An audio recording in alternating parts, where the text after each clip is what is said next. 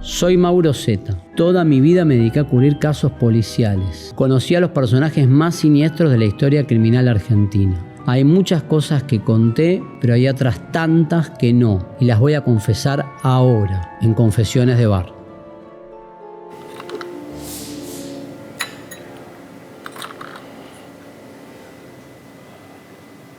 Hace un montón de tiempo me pregunto por qué nos interesa o nos interesó Nahir Galarza. De Nahir Galarza. ¿Qué vínculo tenían? Eran novios. Le disparó 2 veces y lo asesinó. El arma usada era del papá policía de Nahir. La mujer más joven en la historia criminal argentina en recibir la pena de prisión perpetua. ¿Qué nos pasa para que nos importe, más que en otros casos, el nombre del victimario o posible victimario y no el nombre de la víctima? Es uno de los pocos casos donde me tocó asistir a la idea de hablar más de la persona que mató, de la persona que fue asesinada. Hay una idea de interesa el caso o se posa la mirada en Nahir porque es la asesina hegemónica, se hace ver muchas veces su cara, su imagen, 1000 tomas de ella saliendo de tribunales, de la comisaría, porque justamente ese es el morbo, ¿no? Posar la mirada en una piba hegemónica de 18 años capaz de matar a su novio, ejecutarlo de 2 tiros arriba de una moto. Eso fueron los disparos. Fue todo rápido. Lo cierto es que yo mismo escribí un libro sobre Nahir Galarza, que si querés como resultado de lo que me pasó a lo largo del tiempo, a diferencia de otros casos, me generó como esa controversia en los lectores, o esa controversia social de decir, che, ¿por qué le pusiste Nahir a tu libro de el caso Fernando Pastorizo? ¿Por qué lo llamaste Nahir y no lo llamaste el asesinato de Fernando Pastorizo? Bueno, yo también entré en esa disyuntiva cuando hicimos el libro con Mauro Fulco, decir, ¿dónde nos posicionamos? ¿Por qué nos interesa a ella? Y no tengo respuesta. La verdad, si esperaban que se las diera, no la tengo la respuesta. Sí sé que nos impresiona y mucho la idea de una piba de 18 años siendo capaz de matar a su pareja si es que la mató. Y abro acá la pregunta más inquietante de saber si realmente lo mató, porque el caso dio tantas vueltas, 3 confesiones, variantes en esas confesiones. Al final de la historia, la acusación de Nahir diciendo fue mi papá. Y vuelvo a preguntarme después de tanto tiempo si es posible que una piba guarde un silencio, incluso con 1000 oportunidades judiciales, adelante de fiscales, de jueces, de un tribunal oral, de sus propios abogados, una piba sea capaz de guardar un silencio, que ese silencio sería decir que el asesino es su padre, excomisario de policía, y no ella, y guardarle silencio tantos años. ¿Y por qué? Tanto poder o tanta presencia paterna y detrás tanta amenaza, si es que realmente ella no fue, para que ella decida no hablar nunca, no contar durante los 2 o las 3 o 4 etapas judiciales, no contar nunca que fue el padre y contarlo tardíamente cuando ya está confirmada su sentencia perpetua. No se ha logrado acreditar que la acusada haya sido, de forma previa al hecho enjuiciado, víctima de violencia de género, como fuera invocado con particular énfasis por la defensa, pena única e indivisible de prisión perpetua. No nos olvidemos que tiene 18 años, que es la persona o la mujer más joven condenada perpetua en la Argentina a cumplir 35 años efectivos de prisión, salvo que la Corte, que es el máximo tribunal de justicia, diga lo contrario y analicen que hay algún motivo para anular el juicio.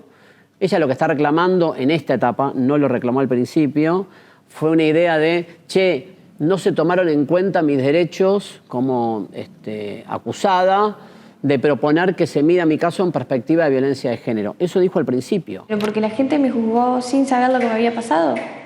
A nadie le importó lo que a mí me pasó. Nadie me preguntó, a nadie le importaba. Pero ahora termina denunciando al padre. Entonces, ¿sobre qué base la Corte, que es el máximo organismo de justicia, va a rever la sentencia? ¿La va a escuchar a ella diciendo, no te escuché tus derechos de víctima de violencia machista en el juicio, no te escucharon, entonces tengo que cambiar la sentencia, anular y volver a juzgarte? Violencia psicológica, verbal, física. De a poco nos fuimos distanciando y ya dejó de ser algo normal. porque sinceramente era enfermizo. O abro la mirada para decir, che, si fue el padre y ella realmente nunca habló, entonces ahora me tomo el tiempo para investigar al papá en otra instancia judicial. Lo único que te puedo decir es que yo no lo maté a Fernando.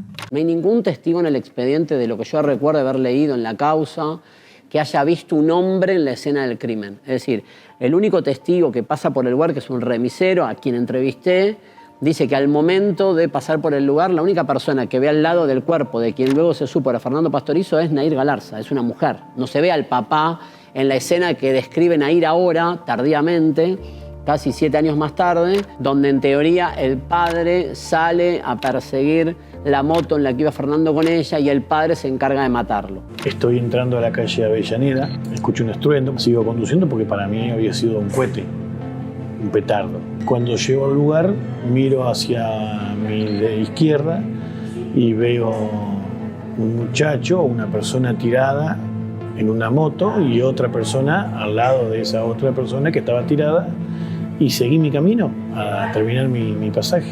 Y cuando vuelvo, esa persona que estaba en la moto tirada en el piso y la otra persona ya no estaba. El caso interesa, y insisto, no somos nosotros los que decidimos por qué una historia interesa o no interesa, pero me trajo mucho hateo, el caso me trajo hateo también por decir, che, pero por un lado decís que no hay que meterse con el personaje de Nair, pero por otro lado hablas de ella. Bueno, algo nos pasa que hablamos de ella, no sé qué es. Es una chica que no tiene el perfil de ser nada de lo que se cree. Ella ni siquiera fuma. Algo nos hace meternos más en la vida de ella que en la vida de la víctima. Víctima que termina su padre no aceptando, por ejemplo, los derechos para que se use su nombre en la película, ¿no? Como dato, ¿no? En el caso de Nair sí acepta que se use su nombre verdadero para la película que se hizo y no así el papá de la víctima, que dice, con mi hijo no van a hacer una película con el nombre de él, y tuvieron que cambiar el nombre en la película. No se llama Fernando, sino Federico, si no me equivoco, después de tanto tiempo. Me acuerdo cuando me tocó cubrir el caso, yo estaba de vacaciones. Soy el típico periodista que no está en los momentos más importantes. Siempre jodo con esto con otros colegas, que digo, cuando pasan los grandes casos de la historia criminal, estoy vagueando. Y cuando volví de vacaciones empecé a meterme en la historia y me di cuenta que iba como increyendo esta historia, que a veces se convierte en una ficción, una novela. Los medios se meten muy arriba, muy encima. Tampoco sé por qué. Uno puede decir, nos metemos en el caso de Nair porque da rating. Es una ecuación a veces, ¿eh? Es una ecuación perversa, pero tiene que ver con lo que pasa en la tele. La tele lo que hace es elegir un caso porque da rating. El caso tuvo, a diferencia de otros casos, muchos me dicen, y cuando me trajo mucho hateo el libro, me decían, pero ¿por qué la condenaron tan rápido a ella? ¿Y por qué en menos de un año ya estaba con sentencia? Cuando hay un femicida esto no pasa. Eso es relativo. A ver, ¿acá qué pasó? Primero pasó en una localidad chica como Gualeguaychú, chica comparativamente con las grandes ciudades del país. No es que hay todos los días un homicidio en esa ciudad, y hay confesión, hay arma utilizada. El abogado que estaba parado al lado mío me dijo, bueno, listo, decile que fuiste vos. No es que tuvieron que investigar demasiado los hechos, porque tenés una persona que ni bien ocurre el ataque, ni bien ocurre el asesinato de Fernando, primero entra con un discurso de testigo, como que no se enteró de nada, sea noticia de un hecho que no conocía. Ni siquiera se me cruzó por la cabeza que se iba a morir. Entendí cuando me llamó la mamá.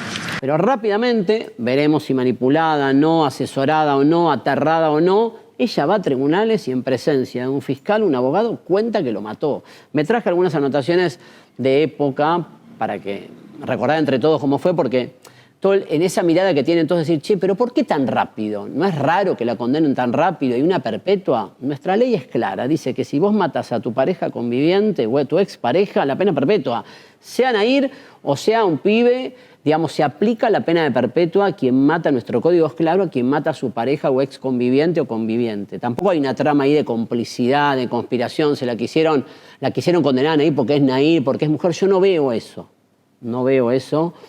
En el juicio no aparecieron demasiadas evidencias de que ella era víctima de violencia machista y ahora ni siquiera importa eso. ¿Por qué no importa? Porque ella ni siquiera está contando ahora en la cuarta, quinta versión que da. No está diciendo, vengo a decir acá que lo maté harta porque él me pegaba. No, fue mi papá. La verdad es que yo por mi papá haría cualquier cosa. Quizás tener que soportar una perpetua. Sí. Entonces, todo ese relato que hace de que era víctima de violencia machista ya ni siquiera suma el expediente. Es muy loco todo, trato de ser ordenado. pero que me van a entender. Mirá, me traje algunas anotaciones de la época, 29 de diciembre de 2017, lo que dictamina su primera versión de los hechos, que es como testigo. Ella termina diciendo que lo vio la noche anterior, que discutieron, que pelearon, que decidieron no hablarse más. Me anoté 3 líneas, y que no eran novios, que era una relación que ya había sido, y que se enteró del crimen porque lo llama la mamá de Fernando. O sea, esa es la primera versión, el relato escueto que hace como testigo en ese momento, y hago la comillita clásica porque hasta ahí ella era una persona que, me enteré porque me llamó la mamá de Fernando que a Fernando lo había matado y yo no tenía ni idea. Primera versión. Segunda versión, no con mucha diferencia de tiempo, la confesión, que es la que está documentada en el expediente, que fue dada por válida por el Tribunal Oral y también por el Tribunal Superior de Justicia. Veremos qué dice la Corte Nacional. Repito el contexto de esta charla que tenemos, de esta confesión. Falta el fallo de la Corte. Yo sabía que Fernando había recibido un disparo. Y que se me cruzó por la cabeza que se iba a morir. Por ahí todo lo que te estoy contando, mañana me decís, che, pero mira, la Corte dijo que el juicio que le hicieron es trucho, que no tuvo chance de defensa y queda todo anulado. Puede ser, todo puede pasar en la Argentina. Si bien, insisto, hay en total 6 jueces o más, sacando cuentas entre el Tribunal Oral y el Tribunal de Justicia Superior, que dijeron que es culpable, que no hay atenuantes, que no es que lo mató a Fernando porque era víctima de violencia machista, sino que un día se trepó a la moto detrás de él y lo ejecutó, motivos que tienen que ver con una relación que el tribunal describe como tóxica en el sentido de ambos, picantes, peleándose todo el tiempo por mensajería, que se mandaban recontra hiriente uno al otro, una suerte de pareja donde se desafiaban a ver quién engañaba al otro. Habla de una relación tóxica la justicia, no de una víctima de violencia machista que recibe golpes, sino una relación picante. Y en ese contexto ella que decide matarlo a él. ¿Será cierto? Porque nos abrió para colmo el enigma en la última declaración que hace Nahir, ya condenada, que va a una sede judicial diferente a decir vengo a denunciar que fue mi papá, nos abre un interrogante total. Si bien no hay nada hasta ahora en el expediente que lo marque, y si la Corte decide anular el fallo contra Nahir, va a obligar a que investiguen al padre. Va a salir una causa nueva para investigar al papá si esto pasase. Tal vez no pase. Voy a hablarles alguna cuestión más relacionada a las declaraciones de ella como imputada, que son las confesiones. ¿Qué te dicen en tribunales, no? Esto quiero contarles que es como a modo de una confesión de lo que siempre cuento, si bien nadie te lo dice públicamente. Cuando vos en tribunales cambiás tu versión 3, 4 veces, te dicen en tribunales sos culpable. O sea, cuando vos vas a tribunales y decís, primero no, bueno, yo no me enteré qué pasó, me avisó la mamá de Fernando. Después vas y decís, fui yo, entrego la mano. Después vas y decís, fui yo, pero es porque era víctima de violencia de género. Y vas a decir, no, no fui yo, fue mi papá. En tribunales en general la percepción es culpable. Salvo que pase, como plantea la defensa actual de Nahir, que ella está aterrada del poder de su padre, de las presiones de su padre, y que a pesar de las garantías del derecho procesal, penal, decidió callar esto durante tantos años. Tenía una oportunidad histórica en el juicio, delante de las cámaras, con los fiscales, con los jueces, con todo el mundo presente, decir, fue mi papá. No lo hizo. Solo decide decir, fue mi papá el que mató a Fernando cuando se le baja la persiana de que le confirman que está condenada a perpetua. Entonces, eso es lo que llama la atención. Tal vez tenga razón, sea verdad. Imposible saberlo. Yo no soy el tipo que te va a traer la verdad absoluta, sino que te estoy contando más o menos en lo que yo viví en relación al caso, estas como verdades, estas confesiones y 4 versiones para el mismo hecho en tribunales. En tribunales te hacen esto con 4 confesiones. Te dicen, a ver, 4 versiones para el mismo hecho. Me dijiste que no eras, después me dijiste que eras, después me dijiste que eras porque te pegaban, ahora me decís que es tu papá. Raro. Te dicen esto, es raro. Ahora, puede pasar que la Corte, para que la gente entienda, la Corte son los jueces más importantes de la Argentina, los que mayor poder tienen, que la Corte diga, sí, tiene razón la señorita Galarza en que no se bancaron sus derechos de defensa, no pudo expresarse en el juicio, no le permitieron decir lo que ella quería decir, no le tomaron en cuenta un testigo que decía que ella era víctima de violencia de género, entonces esto hace anular un juicio. Hay que anular un juicio. Hay que tener un fundamento valedero para anularlo. Se puede, sí, hay antecedentes de juicios anulados. Les pongo uno como repertorio, los que son más grandes se van a acordar. Natalia Fraticelli, justamente me lo traigo como memoria por una piba joven, en ese caso víctima, aparece muerta en la provincia de Santa Fe, va preso su papá juez, su mamá, sospechado de ser los asesinos. Llegan a una perpetua, la madre se suicida en la cárcel, el juez padre pierde su cargo como juez, va preso con perpetua. El caso tiene hasta un título aberrante, que es que a Natalia la mataron sus padres porque no se la bancaban. Y después la Corte Nacional dijo que ese juicio era trucho y lo anuló. Bueno, acá lo que está pretendiendo la defensa de Nahir es que se anule el juicio planteando que es trucho, que no le dieron derecho a defenderse y que tiene que hacerse un nuevo juicio. Y en paralelo, ver si le escuchan su cuarta denuncia diciendo no fui yo, fue mi papá. Más de las confesiones de Nahir. La del juicio oral y la primera antes del juicio oral es cuando se presenta con el fiscal de la causa a decir directamente fui yo. Esto es breve, ¿no? Lo hago sintético para no abrumarlos porque por ahí usted se lo acuerda todo, vos te lo acordás todo. Pero básicamente lo que hace en la confesión, la primera confesión, es Nahir dice fui yo, entrega el arma, concretamente dijo que su familia no tenía nada que ver, que había sido ella sola. Esa aclaración abre como un camino, ¿no? ¿Quién te preguntó si lo habías hecho con alguien de tu familia? Es raro, ¿no? Recuerden que eso es una confesión prácticamente donde no responde preguntas, entrega el arma, muestra que sabe manejar el arma, que no es poco, y es un acto que termina ahí con esa confesión y después la incautación del arma, corrobora que es el arma utilizada, es decir, si vos me preguntás pasado casi 7 años, más allá, insisto, de que en la Argentina los vaivenes judiciales pueden hacer que este caso o este juicio sea nulo y que mañana estemos hablando de que van a investigar al papá, no hay nadie hasta ahora en el expediente que diga, no, yo sí vi al papá de Nahir en el lugar de los hechos. Es como tardío todo lo que pasó de traer al padre a colación. A mí me llega, o me surge la idea de decir, ¿por qué no lo hizo antes? O sea, repito estas ideas que me dan vuelta en la cabeza, ¿no? Cambiaste tu versión 4 veces. En el juicio que tuviste una oportunidad maravillosa con 100 cámaras de televisión a nivel nacional, con el tribunal, tenías una oportunidad enorme para decir, fue mi papá y marcarlo en la sala, ¿no? Aunque no lo fuese, digo, pero poner que lo querías plantar como un autor posible, lo tenías ahí a la vista para mencionarlo. Y después, en el juicio oral, para colmo, mete una confesión totalmente distinta. Dice, no, en realidad vengo a contar que lo maté porque él me violentaba y ahí está la contradicción a las 2 miradas sobre la mensajería que se mandaban entre ellos, ¿no? La defensa te dice, esto marca que él es un violento y los fiscales te dicen, una relación tóxica.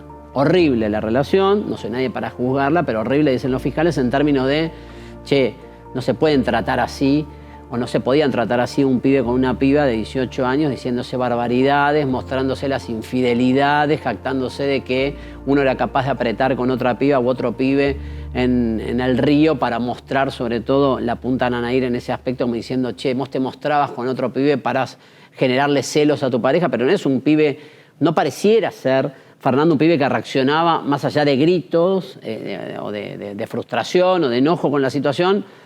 No está documentado que él iba y la sometía a palizas a Nahir y por eso entonces Nahir decide matarlo porque no aguantaba más la violencia machista por parte de él, ¿no? Usted no gana nada, se cuenta algo y dice así que yo la maltraté cuando yo nunca mi vida toqué, yo nunca mi vida toqué. Bueno, todo esto se discute. Fíjense que llevo un rato largo hablando y estoy cometiendo el pecado que dije que no iba a cometer, que era, no hablo de Fernando básicamente. O sea, uno termina siempre hablando de Nahir, no sé por qué, uno termina siempre hablando de Nahir, como que posa la mirada ahí, tal vez por la sorpresa que genera esto de que una piba tan joven se convierta en asesina, ¿no? Y que sea capaz de ejecutar a su novio desde atrás, con 2 disparos, en una moto, y que lo ejecute y que no le dé chance de sobrevida. Tal vez todo eso nos genera como la idea de seguir hablando de ella. Vos me podés decir, pero pará, hay pibas que matan a los pibes, son menos obviamente que los varones, los femicidas, el femicidio en sí es una pandemia, está claro, son menos las mujeres que matan a hombres, claramente en lo comparativo. Me podés decir, ¿por qué hablas solo de Nahir y no hablas de una piba que en Ingeniero Budge, te digo como una referencia, una locación cualquiera que se me ocurre? ¿Por qué no hablas de una piba que mató a su novio y le pegó 3 tiros? Bueno, insisto, los medios están construidos, los medios de comunicación están construidos por solo mostrar o darle más interés porque genera rating aquello que visualmente da, voy a decir una palabra, se me va a entender como cheto, entre comillas, ¿no? Como que esa es la mirada de los medios de comunicación. Creo que me condenó la sociedad y no la justicia. Que la justicia también se prendió al juego de lo mediático. Otra cosa que me llamó la atención en el paso de estos años, no hubo una respuesta de los colectivos feministas. Cuando los colectivos feministas se emprenden alguna causa es porque por lo general ven alguna ventana de que la persona involucrada puede ser víctima de violencia machista. Acá no hubo una gran movilización pidiendo la inocencia de Nair. No la vi hasta el momento. No sé si porque se asesoraron y escucharon que el expediente es claro. Insisto, todo esto que te estoy diciendo cae cuando ella incorpora al padre, porque ahí ni siquiera se trata de que lo mató a Fernando ella porque era víctima de violencia machista, sino que el padre lo mata. O sea, empieza a variar ya la versión. Pero digo, ese es otro dato, si querés, que siempre marco, que me llamó la atención en esta idea de defender a Nair.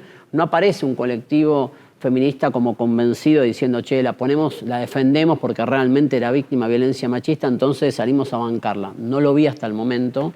En estos 7 años no vi ningún gesto de estas características. A la mensajería que se analizó, la verdad que es brutal, se decían barbaridades. Mira, me traje anotaciones.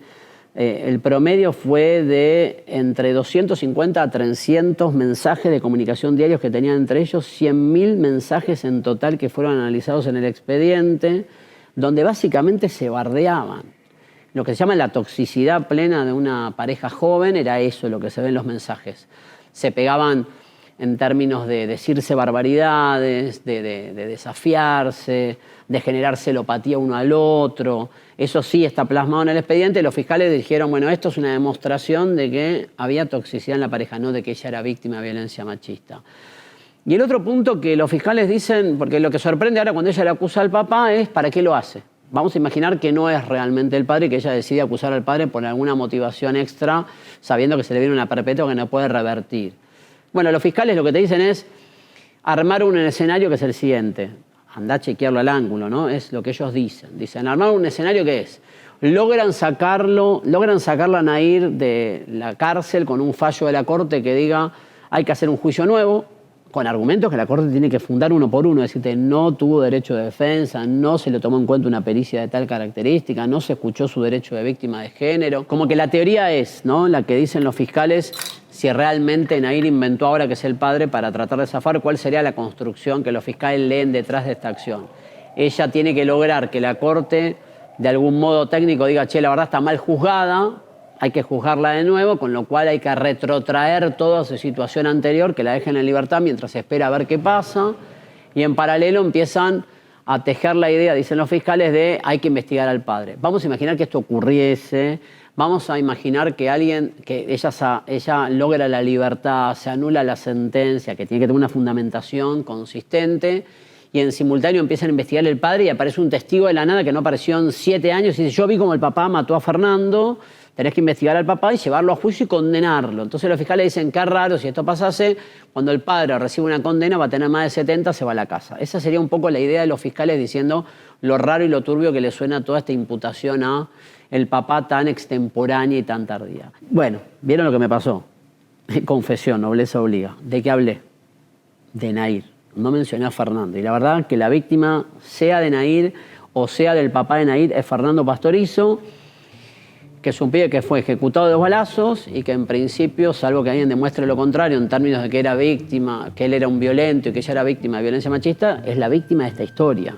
O sea, el asesinado Fernando, pero como les dije al principio, cometí el error que cometo hace muchos años con la misma historia. Nunca hablo de Fernando, termino hablando de Nair, que es lo que no quiero, pero nunca sé por qué termino hablando de Nair. Tal vez yo esté en la misma trampa de la que quiero escapar hace rato, que es terminar hablando de Nair cuando en realidad hay que hablar del crimen de Fernando, y tal vez, como soy parte de los medios de comunicación, de la construcción de las audiencias y de todo eso, termino hablando de Nair igual. Miguelito, te dejo. Gracias.